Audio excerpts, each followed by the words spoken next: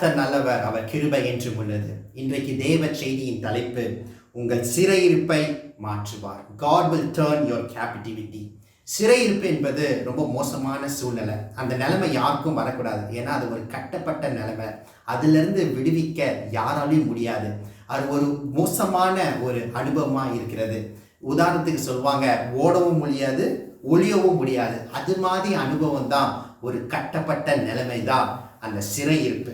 ஆனால் இந்த சிறையிருப்புக்கு நம்ம காரணம் பார்த்தீங்கன்னு வச்சுக்கோங்களேன், பல காரணம் உண்டு. அதில் ஒரு விசேஷ காரணம், சில சிறையிருப்புக்கு நம்ம தான் காரணமாக இருக்கிறோம். நீங்கள் சிம்சோன் வாழ்க்கையில் பாருங்க, சிம்சோன் யாருக்கும் இல்லாத வல்லமை கர்த்தர் கொடுத்திருந்தார். சிம்சோன் வாழ்க்கையில் யாருக்கும் இல்லாத அபிஷேகத்தை கர்த்தர் சிம்சோனுக்கு கொடுத்திருந்தார்.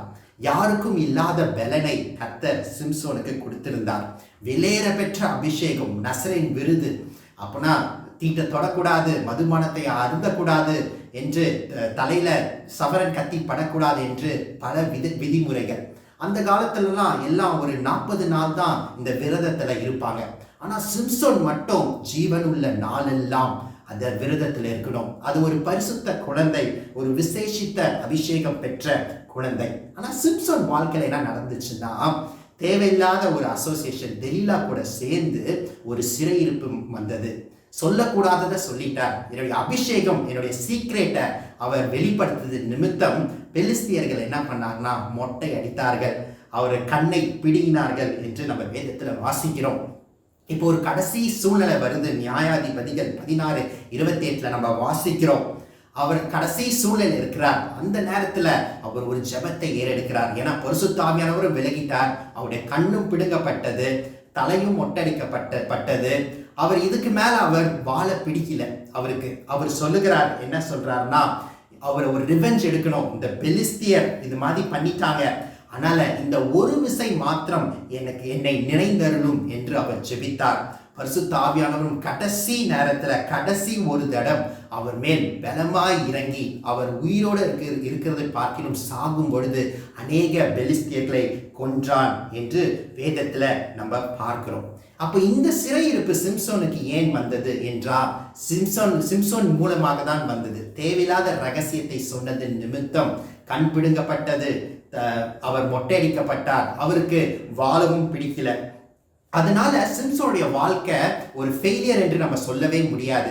ஏன்னா சிம்சோனுக்கு கொடுத்த அபிஷேகம் பெலிஸ்தியரை சங்காரம் பண்ற அபிஷேகம். ஆனா சிம்சோன் கடைசி நேரத்துல அவர் கர்த்தர் ஆவியானவர் அவர் மேல் இறங்கினதுனால அவருடைய ஓட்டத்தை சக்சஸ்ஃபுல்லாய் முடித்தார் என்று நம்ம பார்க்கிறோம். ஸோ நம்ம ஆராய்ந்து பார்க்கலாம், எதனால இந்த சிறையிருப்பு, ஒருவேளை நம்மளால இந்த சிறையிருப்பு வந்துருச்சா, எதனால இந்த சிறையிருப்பு என்று நம் ஆராய்ந்து பார்க்க வேண்டும். இன்னொரு ஒரு சிறையிருப்பு இருக்கு. இந்த சிறையிருப்பை கர்த்தரே அனுமதிக்கிறார் நம்ம வாழ்க்கையில.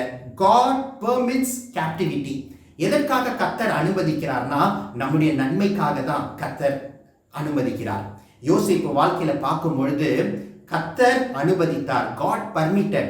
கர்த்தர் அனுமதிக்கிறார்னா சிறையிருப்பை கர்த்தர் பொறுப்பேற்றுக் கொள்வார், கர்த்தரே விடுவிப்பார். கர்த்தர் தான் யோசேப்புக்கு சொப்பனத்தை கொடுத்தார். அந்த சொப்பனத்தின் மூலியமா தான் அவருக்கு சிறையிருப்பு. என்ன சிறையிருப்பு?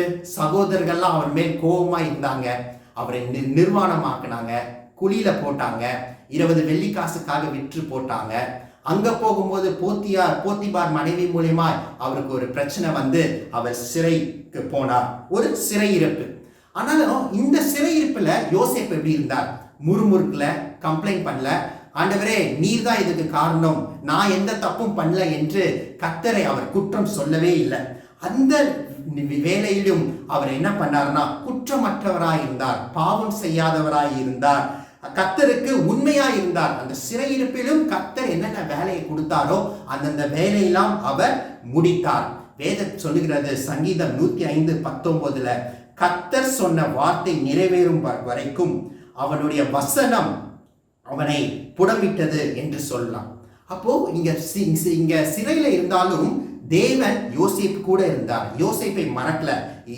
கர்த்தர் தான் அனுமதிக்கிறார், பட் ஆனாலும் கர்த்தர் கூடவே இருக்கிறார்.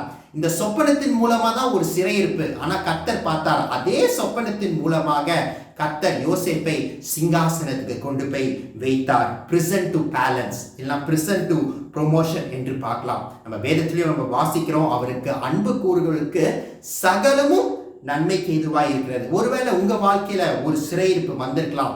அந்த சிறையிருப்பு கர்த்தரே அனுமதிச்சிருக்கலாம். நீங்க நினைக்கலாம், ஏன் ஆண்டவரே, ஏன் எனக்கு, ஏன் இந்த பிரச்சனை, எனக்கு ஏன் இந்த போராட்டம் நினைக்கலாம். ஒருவேளை கர்த்தரே அனுமதிச்சிருக்கலாம். ஒருவேளை வேலையில இருக்கலாம், வேலையில நம்ம நல்லா வேலை செஞ்சிருப்போம், ஆனா நமக்கே தெரியாம யாராவது ஒருத்தர் பாஸ் கிட்ட போட்டு கொடுத்து நம்ம ப்ரொமோஷனை தடை செய்திருக்கலாம். இல்லைன்னா நமக்கே தெரியாம அவர் நம்மளை வேலையை விட்டு கூட அனுப்பிச்சிருக்கலாம். ஆனா நீங்க அதை குறித்து கவலைப்படாதீங்க. நீங்க தப்பு பண்ணலன்னா நீங்க கவலையே பட தேவையில்லை. நமக்கு கர்த்தர் இருக்கிறார், ஒரு பரலோக பாஸ் இருக்கிறார், அவர் பார்த்து கொள்வார். ஒருவேளை அவர் நல்ல வேலையை தருவார், இல்லைன்னா அடுத்த வாட்டி ஒரு நல்ல ப்ரொமோஷனை தருவார். அப்ப யோசேப்பு வாழ்க்கையில இந்த சிறையிருப்பு கர்த்தர் பர்மிட்டட், God permitted, கர்த்தரே அனுமதிக்கிறார். யோசேப்பு கூட சொல்றாரு, நீங்க தீங்கு நினைச்சீங்க, ஆனா கர்த்தர் என்ன பண்ணிட்டாரு, அதை நன்மைக்கு ஏதுவாய் மாற்றி விட்டார். அப்போ ஏதோ ஒரு சித்தத்தின் நிமித்தம், ஒரு நோக்கத்தின் நிமித்தம் நம்ம வாழ்க்கையில கர்த்தரே சில சிறையிருப்புகளை அனுமதிக்கிறார். அதை நம்ம புரிஞ்சு கொள்ளணும். அதே போலதான் தானியேல் வாழ்க்கையிலையும், தானியேல் ஒரு பரிசுத்தமான வாழ்க்கையை வாழ்ந்தார். ஆனா என்ன பண்ணாங்கன்னா, அவருக்கு ஒரு சிறையிருப்பு, அடிமையாக கொண்டு போனாங்க, பாபிலோன்ல கொண்டு போனாங்க, எல்லாத்தையும் மாத்திட்டாங்க. அவருடைய மொழி, அவருடைய ஆடை, அவருடைய உடை, அவருடைய உணவு, பழக்க வழக்கங்கள் எல்லாமே மாத்தியாச்சு இப்போ. ஆனா ஒண்ணு மட்டும் மாத்த முடியல, தானியேலுடைய தேவனை மட்டும் மாத்த முடியல. சரி, இதை மாத்துறதுக்கு ஒரு பிளான் போடுறாங்க. என்ன பிளான் போடுறாங்கன்னா, ராஜாவை மட்டும்தான் வணங்கணும், மற்றவங்க ராஜாவை தவிர்த்து யாரெல்லாம் ராஜாவை வணங்கலையோ அவங்களாம் சிங்க கெபியில போடப்படுவார்கள் என்று ஒரு MOU, ஒரு கோர்ட் ஆர்டர் வாங்கியாச்சு. ஆனா தானியேல் பார்த்தாரு. தானியேல் என்ன நினைச்சாருன்னா, ராஜாவே நான் உண்மை வணங்கணும்னு அவசியம் இல்லை, ஏன்னா என் இருதயத்துக்குள்ள ராஜாதி ராஜா ஜீவனுள்ள தேவனை நான் வணங்கிட்டு இருக்கிறேன்னு சொல்லிட்டு அவர் வைராக்கியமா நின்றார். அது மாதிரி சூழ்நிலை அவருக்கு தெரியும், இது மாதிரி பண்ணா நம்ம சிங்க கெபியில போடப்படுவோம்னு அவருக்கு தெரியும். ஆனாலும் அவர் வைராக்கியமா இருந்து எப்பொழுதும் 3 தடவை ஜெபிக்கிற மாதிரி அவர் ஜெபித்தார், சோத்திரம் பண்ணார். நம்ம வாழ்க்கையில கூட பாருங்களேன், சில வேலையில பாருங்க, கணவன் ரட்சிக்கப்பட்டிருக்க மாட்டாங்க, மனைவி ரட்சிக்கப்பட்டிருப்பாங்க.